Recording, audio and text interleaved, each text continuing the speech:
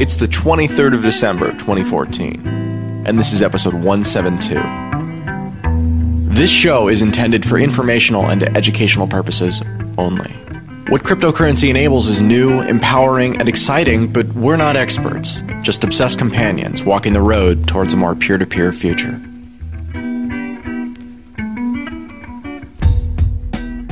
Hey everybody, Adam B. Levine here with our second Christmas episode of Let's Talk Bitcoin. On today's show, we listen to parts 3 and 4 of the Radio Dream story, a selected reading from the book The Master Switch by Tim Wu about the history of technology and communication, from which I think some lessons emerge for the world of cryptocurrency.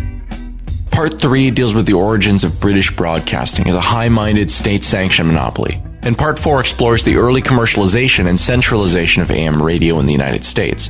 But first, Martin Hursk brings us his fabulous reading of his original story entitled The Bitcoin Miracle. Let's join him now. The Bitcoin Miracle by Martin Hursk. Email martinhursk@gmail.com. martinhursk@gmail.com. Hey, Sue! Did you see a little piece of paper in the study? It was on my shelf, asked Andy with an apparent air of nonchalance on a late morning in December 2013. Sue scanned his expression quizzically and replied, Sorry, I haven't, dear.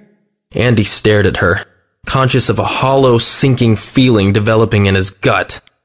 If she didn't know, where could the little piece of paper be? Sue, it's just that paper had the private key to over $1 million in Bitcoin.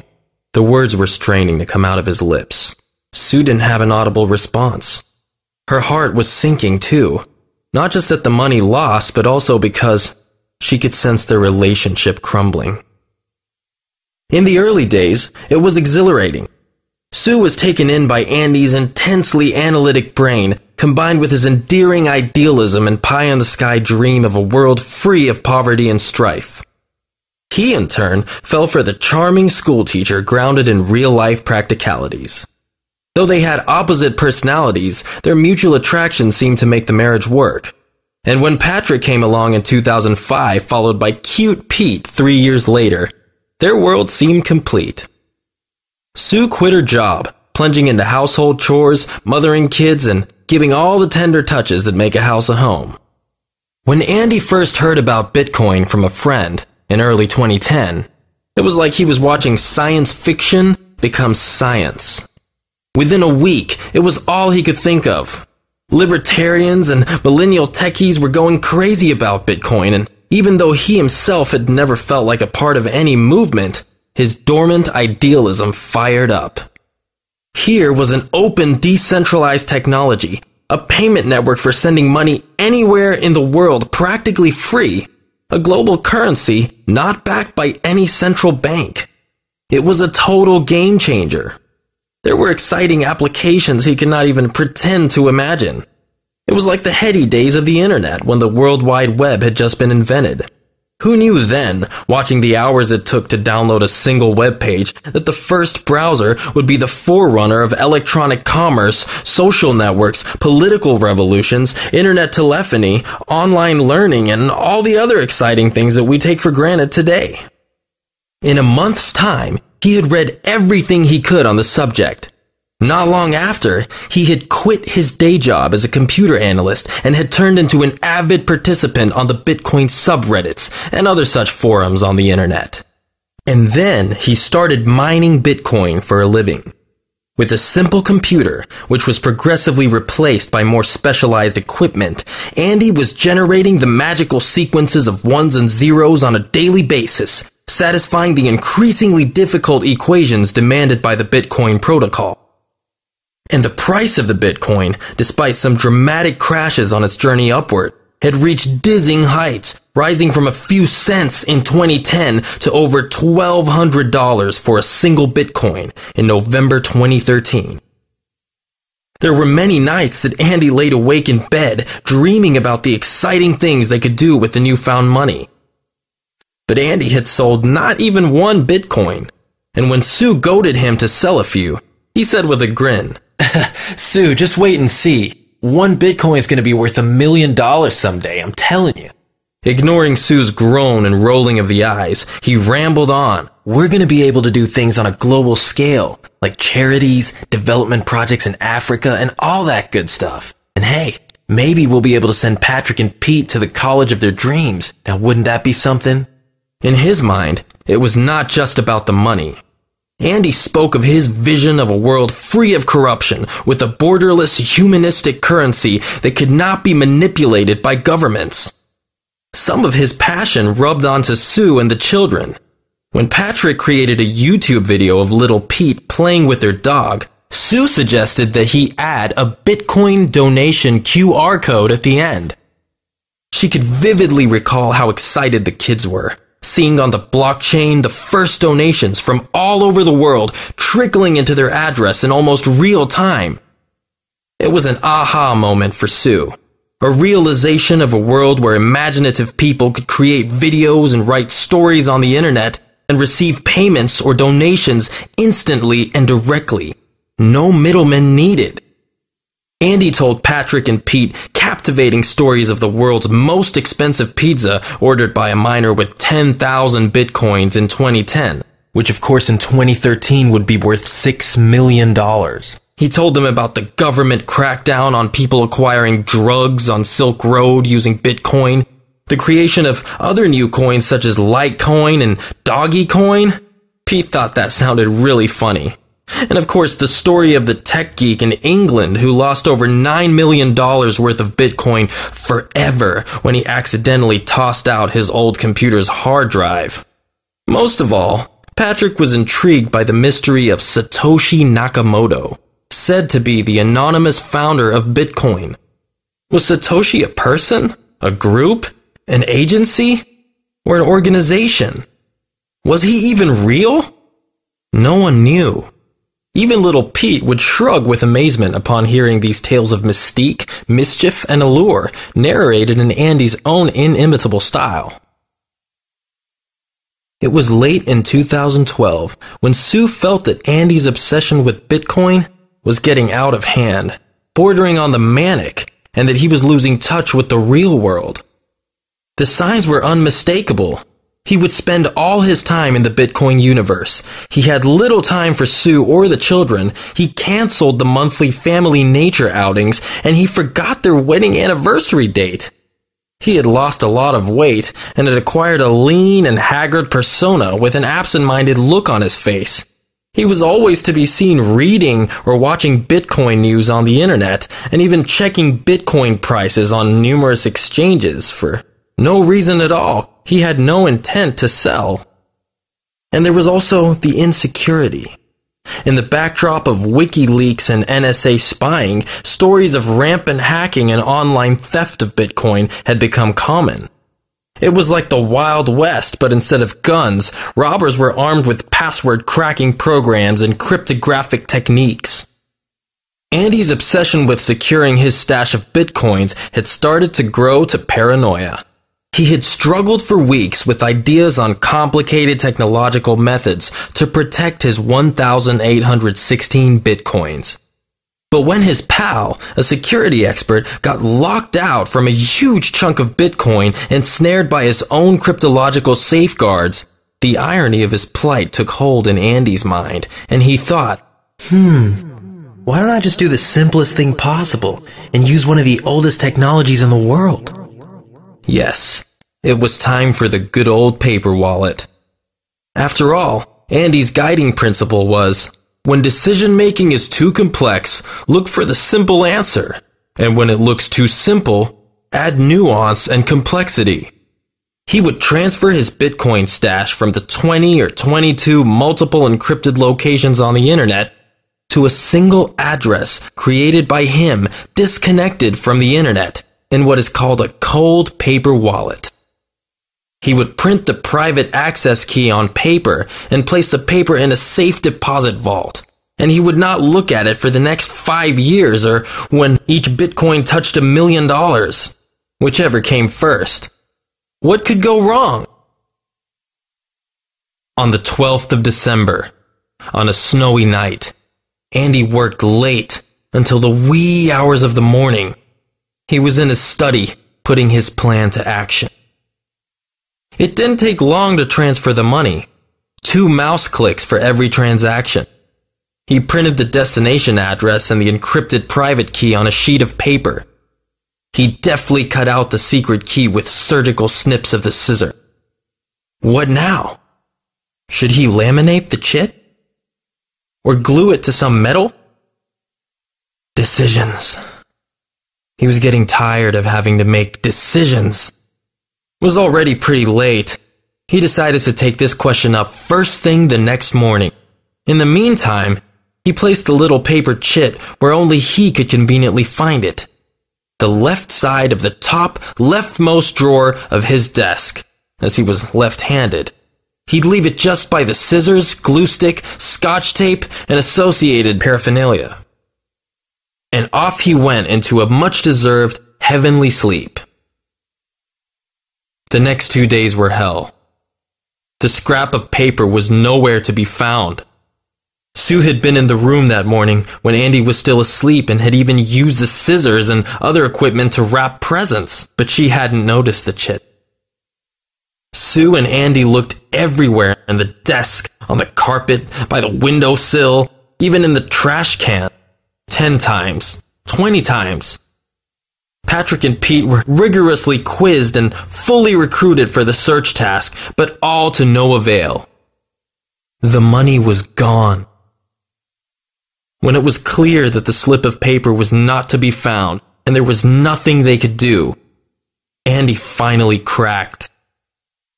It was as if the rug had been pulled from under his feet and he had nowhere to go. No matter how hard Sue tried to console Andy, "Hey, we're lucky we're alive and together this Christmas. And that was just money." for Andy, life was over. The regret of forgetfulness, the anger at his stupidity, the utter despair of existence hit him hard, like a sledgehammer. His world had come crashing down, and so, on a bitterly cold and gloomy night in the 3rd week of December, Andy decided it was time to end his life. But years of analytic training had sharpened his logical skills to the point that even as he was planning his own death, he could ask some rational questions. What was it that was bothering him so much?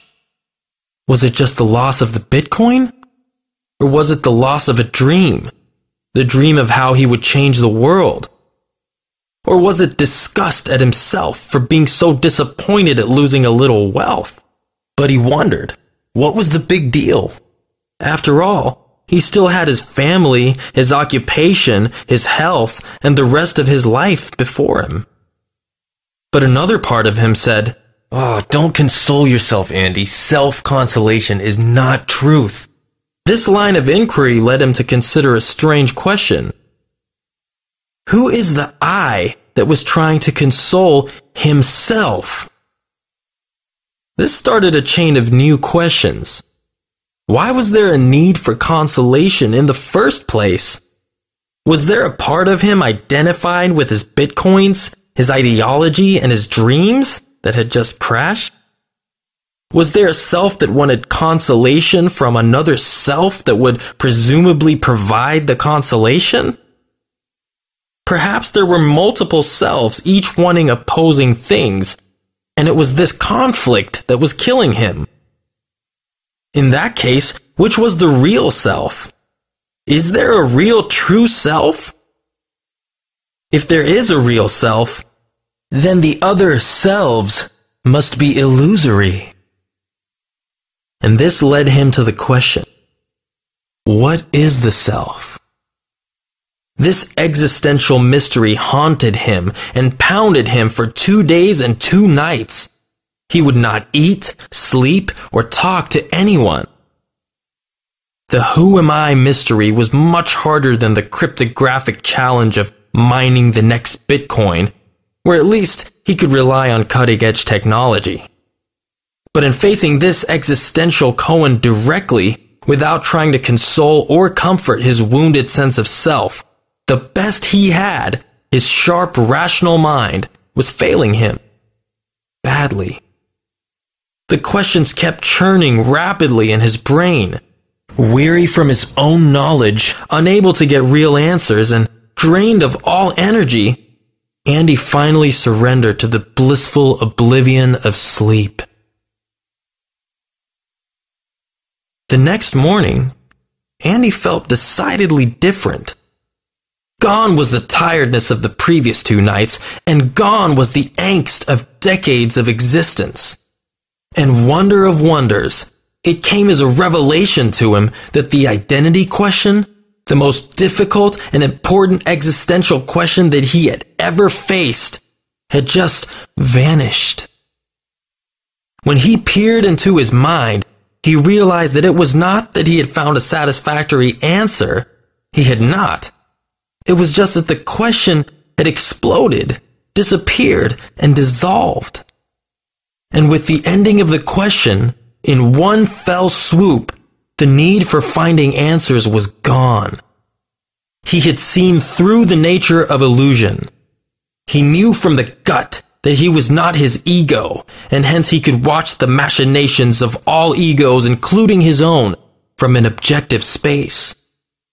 Perhaps the dissolution of the question was an answer of sorts, but one consequence of his breakthrough was that concepts and explanations didn't matter anymore. He just knew that he did not know and did not need to know. For no reason whatsoever, he felt happy. As he looked outside at the barren trees in the backyard, he exclaimed with joy to an astonished Sue, "Ah, beautiful, aren't they?" Satoshi had turned to Satori. It was a discovery of true freedom. The big aha moment. In a flash, he saw why his attachment to Bitcoin, his future dreams, his idealism, and his sense of self had been the cause of his suffering. Would he find the lost Bitcoins? He didn't care. He was secure in his understanding of change, the transitory nature of all life. It was an amazing week. Andy felt the first stirrings of selfless love for Sue, Patrick, and Pete, who had all endured his peculiar views and tantrums for so many years. It came naturally to him to forgive all those who had wronged him, including the past Andy. His relationship with Sue changed, and she could feel it. For the first time in years, she felt he understood her, appreciated her, and unconditionally accepted her for what she was. He would still mine Bitcoins for a living, but there was no obsession remaining in him. Gone were his regrets. Was this a miracle of God, or a simple return to a natural state of humanity? Had he really found the secret key to happiness? And was it possible to share it with the world? In his mind, what had seemed to be a private key was actually a public key, available to all those who had eyes to see and ears to listen. With newfound clarity, Andy laughed and cried at the simplicity of it all. Christmas Eve is planned to be quiet, reflective, and subdued.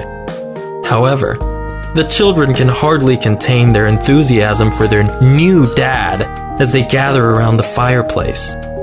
Gifts are unimportant, though they're open with excitement. Sue has a simple smile for Andy that says, "I don't need anything anymore." Patrick tears open the envelope that Sue had so diligently prepared for him. It's a Bitcoin gift, a Bitcoin paper wallet with 50 preloaded millibitcoins. As he reaches into the envelope to grab the paper wallet out, a crumpled piece of paper falls out. It's a small slip of paper with a QR code and a bunch of printed letters and numbers. Andy's private key. It must have attached itself to the glue that was used to close the gift. In the hushed silence that follows, the only sound is from the soft crackling fireplace as the Christmas tree glitters nearby.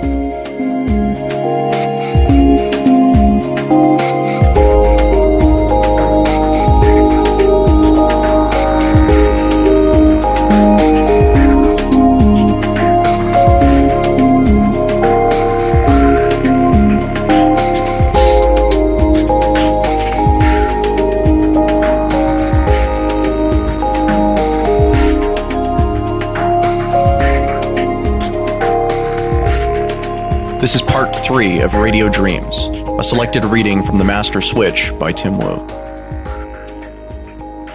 The Ideals of British Broadcasting.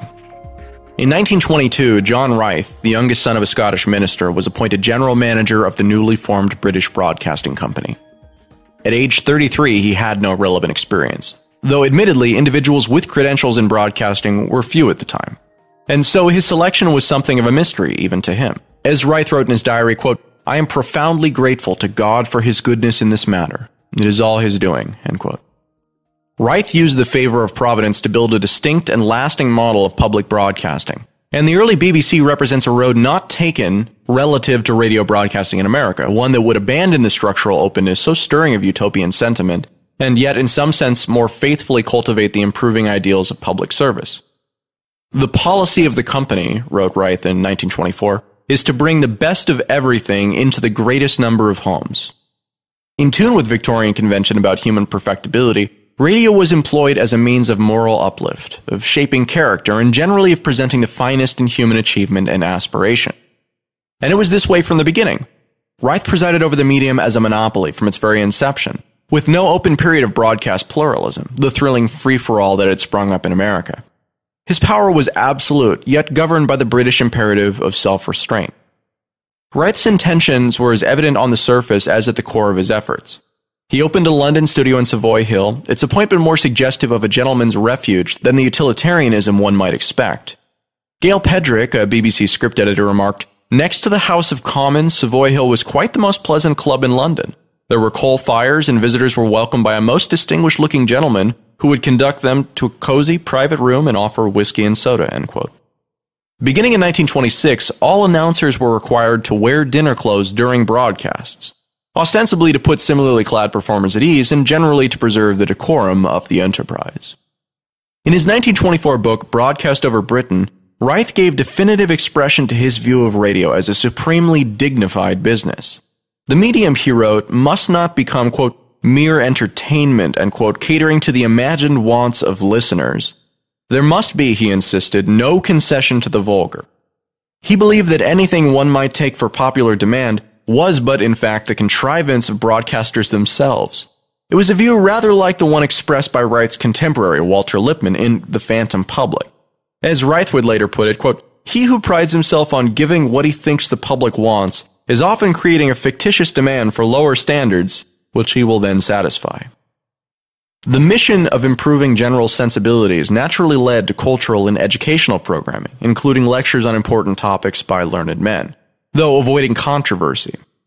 There was to be an element of what we might call self-help through building knowledge, experience, and character, perhaps even in the face of obstacles, though never proclaiming a competitive creed nor advertising a panacea. Admittedly, the ban on provocation could limit the educational objective. Even a talk on women's rights, for example, could be too touchy. George Bernard Shaw, invited to give a talk in 1924, was warned not to discuss politics or religion. "Politics and religion," he replied, "are the only things I talk about."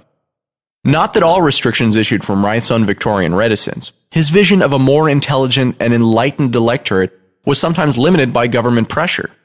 The BBC, though initially a private enterprise, was since its inception under the tight scrutiny of the government, with which Reith's relations were ever poor. In his diary, Reith would vilify Winston Churchill as a cur, a coward, loathsome cad, and blasted thug. Unfortunately for Reith, his colleagues were hardly so stirred up by the Prime Minister and were perfectly content to toe the party line. As one BBC manager put it, "We do not wish to have the broadcasting station used for propaganda which will excite one section of the population and be very distasteful to another." Hence, the norms of British broadcasting continued to conform to those of polite dinner conversation, avoiding anything that might upset or inflame. Perhaps the most famous of these norms is the one respecting spoken English. Among the mandates of the BBC, as custodian of the public trust, was to save the King's English from corruption. In modern days, BBC English is still a recognizable norm of sorts, though now accommodative of popular usage to a degree that might well have horrified the founders. Questions concerning debatable language were addressed by a particularly impressive advisory committee that included Rudyard Kipling, George Bernard Shaw, and the poet Robert Briggs, who met 3 times a year. The committee could take credit for eliminating expressions like broadcasted and listen in from standard usage. Reith's dream of lifting up the masses has an undeniable element of condescension about it. He had little curiosity of what the common people were interested in, nor, must it be said, was he particularly fond of them. Quote, "I do not love or even like my neighbor," he once disclosed in a letter. "In fact, I dislike him more and more as he hooliganizes about the road with open exhaust, glorifying and being a damnable curse to the whole community." End quote. This sentiment posed for him a certain crisis of faith. Quote, "I believe profoundly in the Christian ethic, but I am a very poor practitioner." End quote. Though he had largely succeeded in making the BBC conform to his vision, he was never content with his progress and felt himself underappreciated. When he was knighted in 1927, but to no specific chivalric order, he wrote in his diary, quote, "An ordinary knighthood is almost an insult. The Prime Minister has never comprehended the importance of our work." End quote. His dissatisfaction would persist into the 1940s when he created Baron Reith of Stonehaven. Quote, "I do not care 2 hoots or 1 hoot about honors and often wish I had never taken one. What I do care about is the injustice of not being given or offered them." End quote.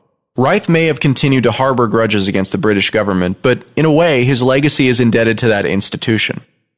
As we have said, the BBC, however closely watched by Whitehall, did not come into being as a government organ, but as a private company formed by a collective of radio manufacturers. Only later, in 1927, would it come under more direct public supervision, as a crown corporation, that is to say, a corporation owned by the king. In this way, the BBC would for decades be spared the great controversy over advertising, which would consume and ultimately shape American radio. The BBC, as Reith tells in his memoirs, quote, "is not out to make money for the sake of making money," end quote. The company's sustaining revenue comes from the sale of licenses to receive broadcasts, 10 shillings, and in the early days a royalty added to the price of radio sets. As for the American revenue model, the first parliamentary committee to consider radio banned advertising on the basis that it might, quote, "lower the standard," end quote, though no explanation was given of how mention of tinned meat might have that effect. And so, this is radio broadcasting in the 1920s. On one side of the Atlantic in the geographically vast United States, isolated clusters of local and mostly amateur operators, inspired by the enthusiasm of the hobbyist and a somewhat vague, though earnest idea of national betterment. In Britain, a private monopoly with national reach, arguably elitist but unquestionably and systemically dedicated to bringing the, quote, "best of everything," end quote, to the general public. In either setting, the medium would never be more hopeful or high-minded than at that time.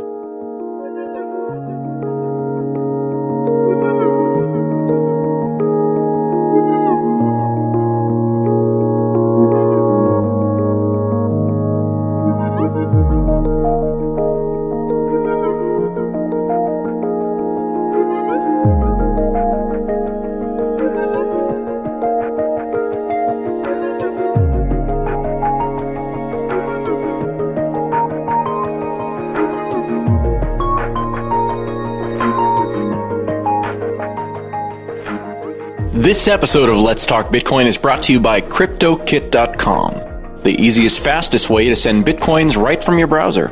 That's KryptoKit.com if you'd like to learn more. Today's magic word is Merry. That's MERRY. Merry. You've got until the 26th of December to visit letstalkbitcoin.com or the Let's Talk Bitcoin iPhone app to enter it for your share of the listener rewards. Back to the show. Part 4. Centralize all radio activities. It is inconceivable, said Herbert Hoover, Secretary of Commerce at the first National Radio Conference in 1922, that we should allow so great a possibility for service, for news, for entertainment, for education, and for vital commercial purposes to be drowned in advertising chatter, end quote. Hoover's remarks reflected the accepted wisdom of the times, that advertising on radio was unacceptable. That is to say, they reflected what radio broadcasting was in the early 1920s, a decentralized industry founded on a rather idealized notion of an emergent technology, the technological utopia of its time. Hoover would convene several more such meetings in Washington, D.C. to create a form of self-rule for the broadcast industry. He believed not in law, command, or controls, but rather in what he called voluntarism. That ideal inescapably implied meetings to build consensus on shared norms in a friendly environment. According to a report of the first conference, all agreed that direct advertising in radio broadcast services should be absolutely prohibited. J.C. McQuiston, the head of publicity for radio manufacturer Westinghouse, spoke for many when he wrote that advertising would, quote, ruin the radio business for nobody would stand for it, end quote. Yet despite Hoover and the idealism of radio's dreamers, other forces had designs of their own on the future of the medium.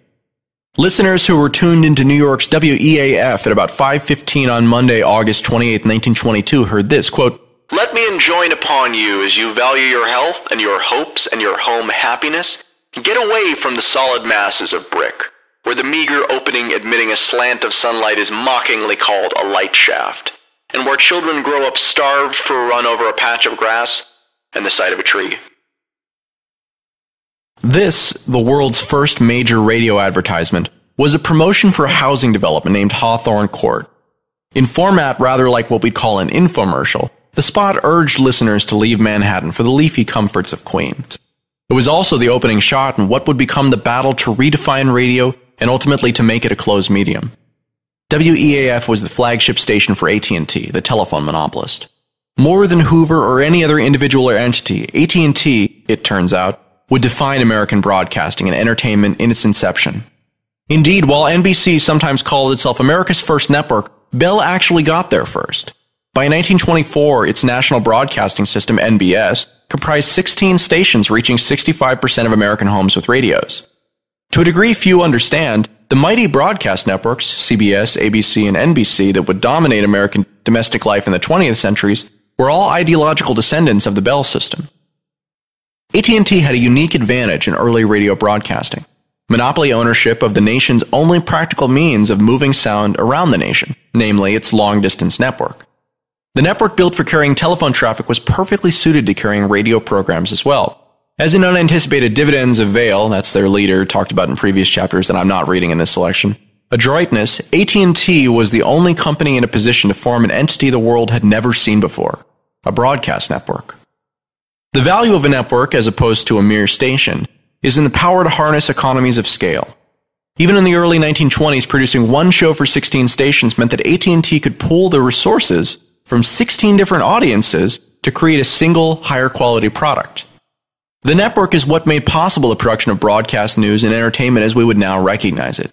The NBS network also made it possible for American presidents, beginning with Calvin Coolidge, to give speeches reaching the entire nation at the same time. A form of political address that would see its height with Roosevelt's fireside chats. But we're getting ahead of ourselves. The development of AT&T's network, the national broadcasting system, immeasurably important as it was preceded by another Bell first: advertising. Advertising is a force with few peers in the cultural history of the 20th century. But its significance in the 1920s was to create a new and more sustainable business model for a radio station. Selling radio sets, the old revenue model, was a good, if limited, business, for ultimately few households would need more than one radio every few years. But advertising revenues could expand indefinitely, or so it seemed then. Advertising, in time, proved almost a license to print money, and the effects on broadcasting of the revenue model it introduced can scarcely be overstated. It gave AT&T, and later the rest of the industry, an irresistible incentive not just to broadcast more, but to control and centralize the medium. To see why, compare the older model. When revenues came from the sales of radio sets, it was desirable to have as many people broadcasting as possible. Nonprofits, churches, and other non-commercial entities too. The more broadcasters, the more inducement for the consumer to buy a radio, and the more income for the industry. But once advertisements were introduced, radio became a zero-sum game for the attention of listeners. Each station wanted the largest possible audience listening to its programming and its advertisements. In this way, advertising made rivals of one-time friends, commercial and nonprofit radio. At first, AT&T denied any interest in advertising, simply describing its place in the radio business in terms that had saved its telephone monopoly, quote, common carrier of the airwaves. As the firm prepared to operate WEAF at 6:60 a.m., it issued an announcement, quote, "Anyone desiring to use these facilities for radio broadcasting should make arrangements with Mr. Drake, General Commercial Manager." As with the telephone network, for a fee, anyone could get on AT&T's radio network and broadcast as they like. In some sense, the common carriage concept provided cover and plausible deniability of any change in modus operandi. AT&T wasn't advertising, its customers were. Such caution, too, informed the types of advertising AT&T initially allowed. It barred any mentions of price or other possibly jarring details such as the color of a package or the location of a store. In consequence, ridiculous as it sounds, many of the first advertisements took a form more educational than commercial.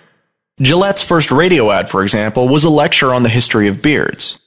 In time, NBS would also develop the idea of sponsored programs and acts. Among the first, the A&P Gypsies and the Ever-Ready Hour. And so it was NBS that originated, quote, "entertainment that sells," unquote. An NBS that pioneered radio broadcasting aimed at turning citizens into consumers. The basic formula that's dominated American radio and television for more than 8 decades now. Within a few years, the rest of the radio industry was feverishly trying to imitate AT&T's model. No surprise considering how obvious and overwhelming its advantages were. Advertising and sponsorship gave radio stations a sustainable financial base, real money to pay speakers and musicians who had formerly worked for free, with all the limitations on quality that arrangement implies. But there was only so much the competition could accomplish without AT&T's long-distance network. When a utopian open media such as radio had been begins to close up, sinister forces may seem to be at work. There's sometimes truth to that impression, an extreme instance being the Third Reich's creation of a centralized broadcast system for propaganda. But just as often, the closing is driven by a hunger for quality and scale, the desire to improve, even perfect the medium, and realize its full potential, which is limited by openness for all its virtues. It was the Ever-Ready Hour that led the way toward broadcast fare of higher quality and polish. Let there be no doubt that AT&T had a typically clear idea of what structure the radio industry should be. The company saw no reason not to apply Vail's winning ideals again, envisioning a vibrant, high-minded radio monopoly to go with its telephone monopoly. As A.H. Griswold, a AT&T executive, disclosed in a speech in 1923, with all the can-do hubris of the corporate culture, quote, "We have been very careful up to the present time not to state to the public in any way through the press or in any of our talks the idea that the Bell system desires to monopolize broadcasting. But the fact remains that it's a telephone job, that we're telephone people, that we can do it better than anybody else, and it seems to me that the clear, logical conclusion that must be reached is that sooner or later, in one form or another, we've got to do the job," end quote. To close the loop entirely, AT&T set about designing its own radio sets, presenting Calvin Coolidge with one of its more handsome models. In a final stroke, such as to this day inspire heated debate over network neutrality, AT&T's new radios were engineered to receive only AT&T broadcast frequencies. And not surprisingly, only AT&T programming.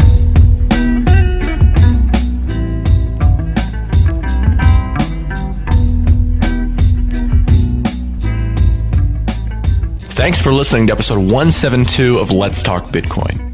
Content for today's show was provided by Martin Hursk and Adam B. Levine. Music for this episode was provided by Jared Rubens and General Fuzz. This episode was edited by Martin Hursk and Adam B. Levine. Happy holidays.